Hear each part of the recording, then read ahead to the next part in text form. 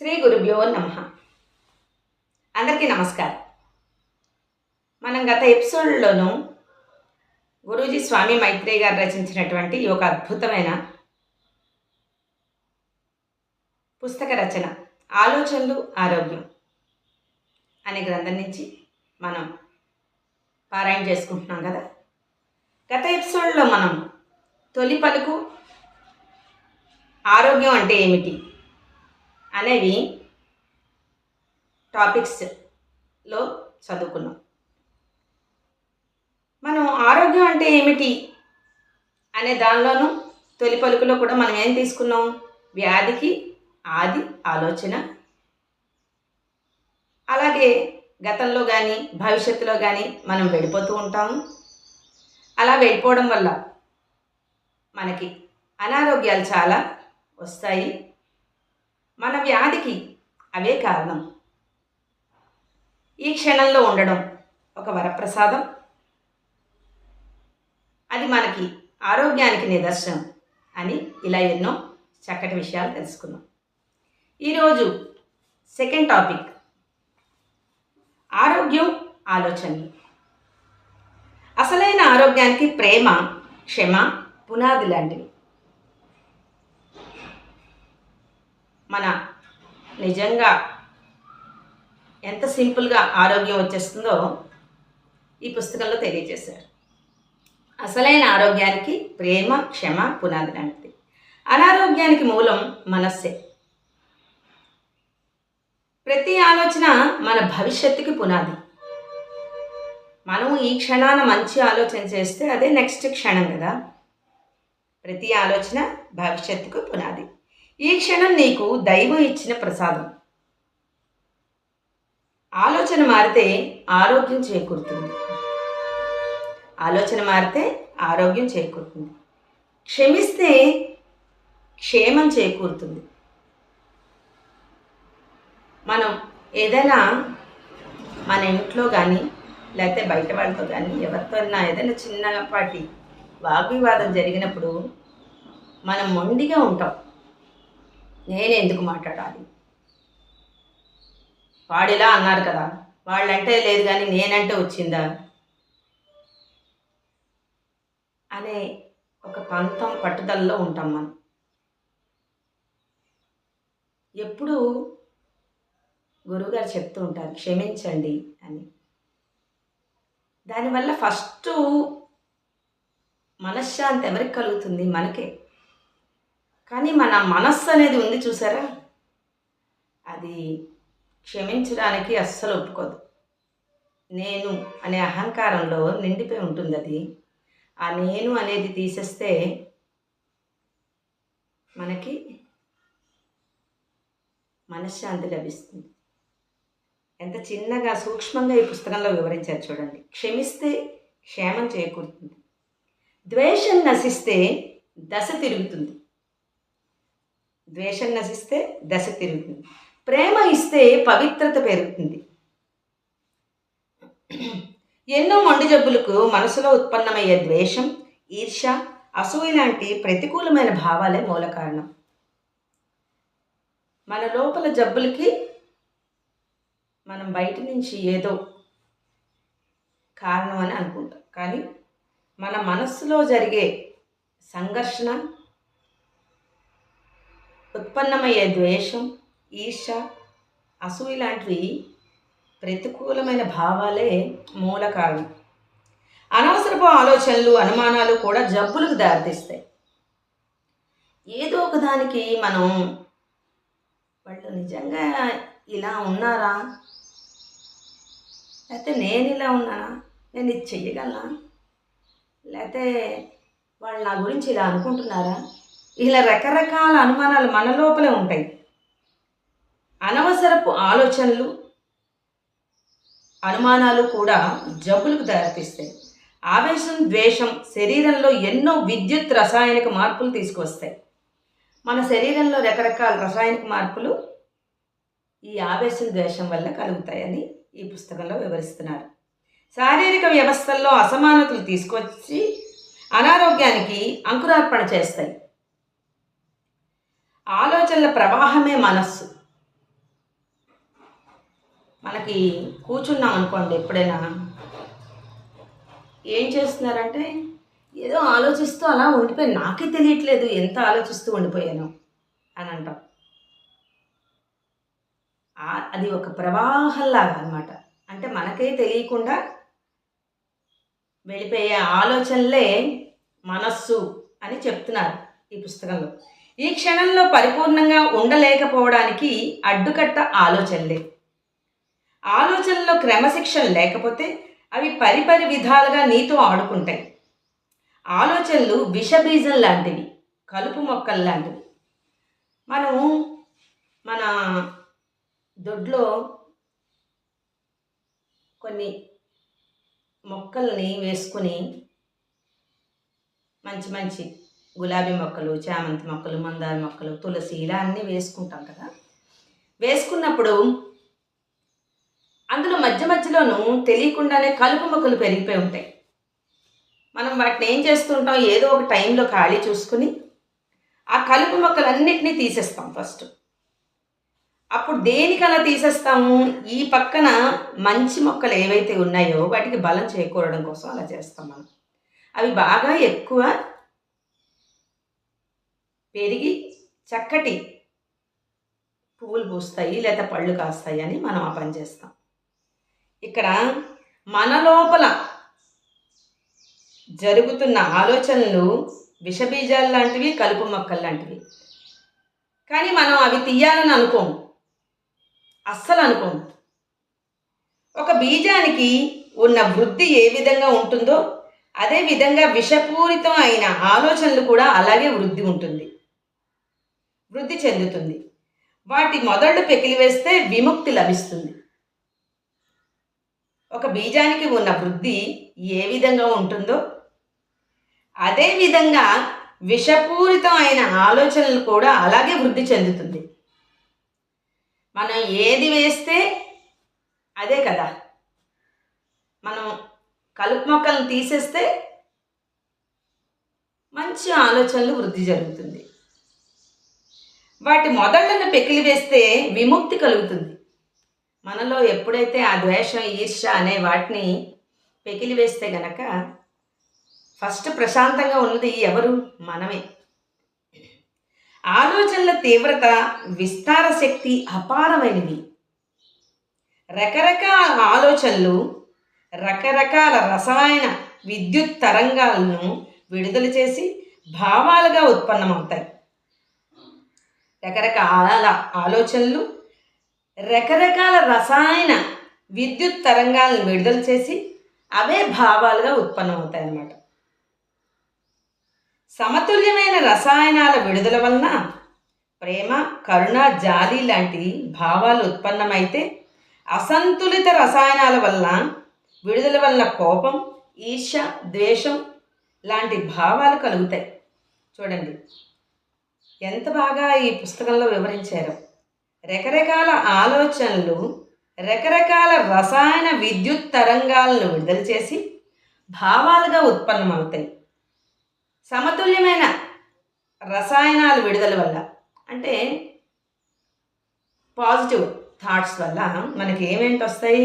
ప్రేమ, కరుణ, జాలి ఇలాంటివి భావాలు ఉత్పన్నమైతే అసంతులిత రసాయనాల వలన, నెగిటివ్ వల్ల కోపం, ఈర్ష్య లాంటి భావాలు కలుగుతాయి. శరీరంలో రకరకాల రుగ్మతలుగా మారుతాయి. ఈ నెగిటివ్ థాట్స్ వల్ల మన లోపల ఏవైతే ఈర్ష్య, అసూయ, ద్వేషం అవి ఉన్నాయి కదా, ఆవేశం, కోపం, వీటి వల్ల అవే శరీరంలో రుగ్మతలుగా మారుతాయట. ప్రాణశక్తి శారీరక భాగాల్లో నిరోధించబడుతుంది.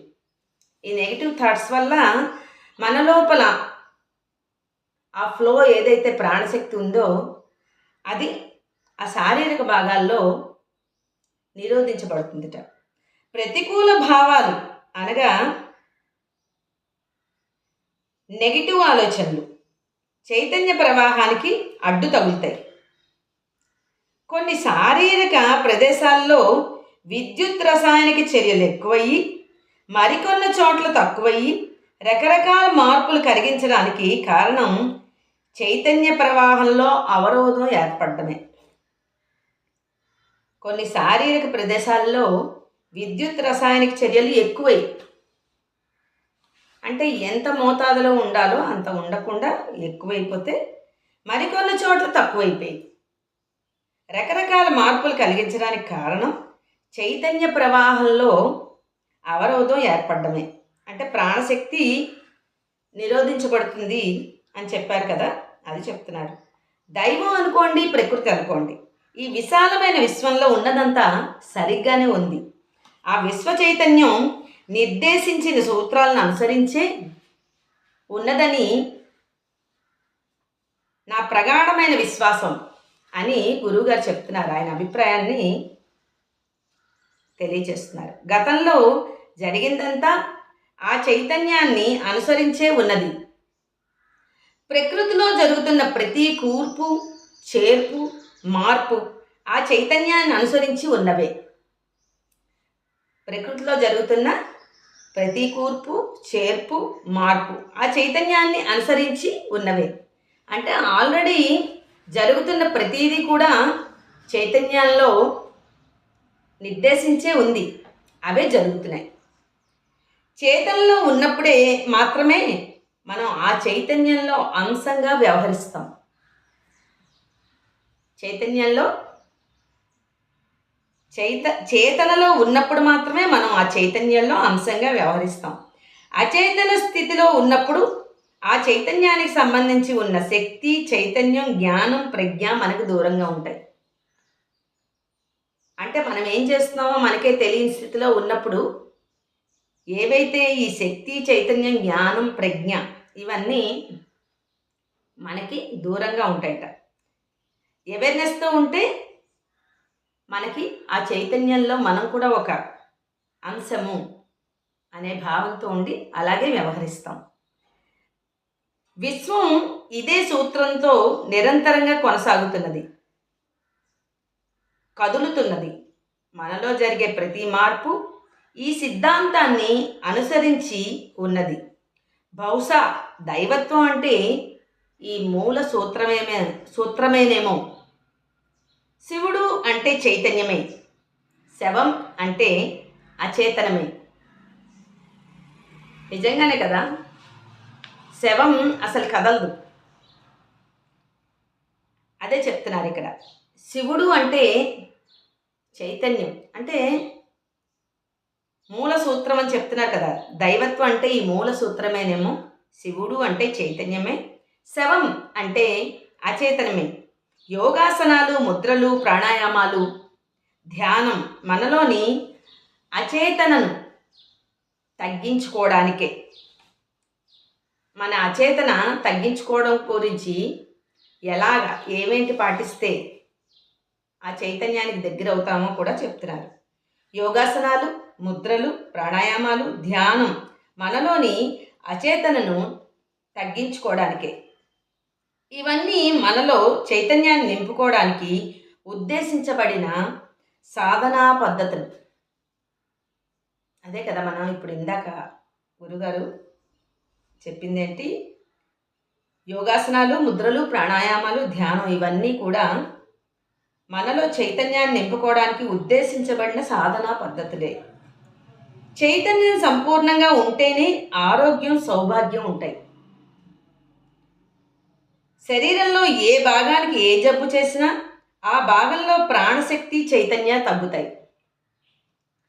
బహుశా నొప్పి అనే ప్రక్రియ కూడా ఆ ఫలానా భాగానికి చైతన్యాన్ని పెంచే క్రమం అయి ఉండొచ్చు.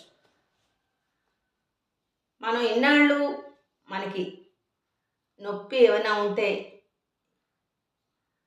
ఎలాగ తగ్గించేసుకోవాలి, ఎందుకు వచ్చింది నాకు అనే విధంగా ఉంటుంది. కానీ మనం ఆ నొప్పిని గమనిస్తూ ఉంటే చైతన్యం పెంచే క్రమం జరుగుతుందేమో, అయి ఉండొచ్చు. చూడండి, కడుపు నొప్పి వచ్చినప్పుడే మనకు కడుపు ఒకటి ఉందని తెలుస్తుంది. అప్పటిదాకా మనం ఆ భాగాన్ని కనీసం పట్టించుకోం. ప్రకృతితో లేక దైవమో ఇలాంటి సిస్టమ్ని మనలో నింపింది. ఆధ్యాత్మికత అంటే సంపూర్ణ చైతన్య స్వరూపులు అవడమే. ఈ విశ్వం నిరంతరంగా సాగే ప్రక్రియ. ఈ ప్రక్రియలో ఒకటి చైతన్యమైతే రెండవది శక్తి. ఈ విశ్వం నిరంతరంగా సాగే ప్రక్రియ. ఇందులో రెండు ఉన్నాయట. ఈ ప్రక్రియలో ఒకటి చైతన్యం, రెండవది శక్తి. ఈ రెండింటి నామకరణమే శివ మరియు పార్వతి. శివ అంటే చైతన్యం కదా, పార్వతి అంటే శక్తి, శక్తి స్వరూపిణి అంటాం కదా, అది చెప్తున్నారు ఇందులో. ఈ రెండింటి నామకరణమే శివ మరియు పార్వతి. వీటి ఐక్యతే సత్ చిత్ ఆనందం. శివ శక్తి రెండిటి ఐక్యతే కలిపితే సచ్చిత్ ఆనందం. ఈ క్షణమే సత్యం అంటే వర్తమానంలో ఉండడమే సత్యం. పరిపూర్ణంగా ఈ క్షణంలో ఐక్యం అవడమే ఆనందం. పరిపూర్ణమైన చైతన్యంతో ఉంటే వర్తమానమైన ఈ క్షణంలో ఉంటావు. పరిపూర్ణమైన చైతన్యంలో ఉంటే వర్తమానమైన ఈ క్షణంలో ఉంటావు. అత్యంత జాగరూకతతో ఉంటే వర్తమానమైన ఈ క్షణంలో ఉండొచ్చు. పరిపూర్ణమైన చైతన్యంలో ఉంటే వర్తమానంలో ఉంటాం, అంటే ఈ క్షణంలో ఉంటాం. అది అత్యంత జాగరూకత అంటే అవేర్నెస్తో ఉంటే వర్తమానమైన ఈ క్షణంలో ఉండొచ్చు. నిన్ను నీవు ప్రేమించుకుంటేనే ఇతరులను ప్రేమించగలవు. నిన్ను నీవు క్షమించుకుంటే ఇతరులను కూడా క్షమించగలవు. ఇదే ఆరోగ్యానికి అసలైన గుళిక. ఆరోగ్యానికి ఒక ట్యాబ్లెట్ కూడా ఇస్తున్నారు గురువుగారు ఇక్కడ. నిన్ను నీవు ప్రేమించుకుంటేనే ఇతరుల్ని ప్రేమించగలవు. నిన్ను నీవు క్షమించుకుంటేనే, అంటే మనం ఎప్పుడో ఏదో జరిగినప్పుడు మనం ఏమనుకుంటామంటే, నేను ఆ రోజు అలా చేసినందుకు నన్ను నేను క్షమించుకోను, అస్సలు ఎందుకు చేశానో నాకే తెలియట్లేదు అని అనుకుంటాం. కానీ ఇక్కడ గురువుగారు అవతల వాళ్ళని క్షమించడంతో పాటు మనల్ని కూడా క్షమించుకోమని చెప్తున్నారు. మనం చేసే తప్పులు ఏదైతే జరిగిపోయిందో దానికి ఆలోచించకుండా ఇక మీదట దాని నుంచి వచ్చే అనుభవం తీసుకుని ఇక మీదట అలా చేయకుండా ఉండాలి అంటే ముందు మనం ఆ బాధ నుంచి విముక్తి అవ్వాలి అంటే మనని మనం క్షమించుకోవాలి. మనని మనం క్షమిస్తేనే కదా ఎదుటి వాళ్ళకి కూడా క్షమించగలం. అంటే ముందు మనం చదువుకున్నాం కదా, క్షమిస్తే క్షేమం చేకూరుతుంది, ద్వేషం నశిస్తే దశ తిరుగుతుంది, ప్రేమ ఇస్తే పవిత్రత పెరుగుతుంది అని చెప్పారు కదా. నిన్ను నీవు క్షమించుకుంటే ఇతరులు కూడా క్షమించగలవు. ఇదే ఆరోగ్యానికి అసలైన గుళిక అని గురువుగారు ఆరోగ్యం ఆలోచనలు అనే 2 టాపిక్లో వివరించారు. మనం 3వ టాపిక్ కూడా తొందరగా వెళ్ళిపోదాం. ఇవన్నీ మీరు విని నేను బెనిఫిట్ పొందినట్టే మీరు కూడా చక్కగా అవగాహన చేసుకుని ఆలోచనల్లో మార్పులు తెచ్చుకొని మీలో ఉన్న ఆలోచనలు ఎలా తీసేయాలి, దానికి సాధనా పద్ధతులు కూడా గురువుగారు చెప్తున్నారు. ఈ పుస్తకంలో చక్కగా వివరిస్తున్నారు. మనం విని ఆచరిస్తూ చక్కటి ఆరోగ్యకరమైన ఆలోచనలతో మన అనారోగ్యాన్ని దూరం చేసుకుందాం. మీకు ఈ ఛానల్ నచ్చినట్టయితే సబ్స్క్రైబ్ చేసుకుని కమెంట్ కూడా పెట్టండి. ఇంకా నేను బాగా చదవాలా, మీ అభిప్రాయాలను తెలియచేయండి. ఎలా నేను చేస్తే బాగుంటుందనేది కూడా మీరు అందులో తెలియచేయండి. షేర్ కూడా చేయండి. ధన్యవాదాలు.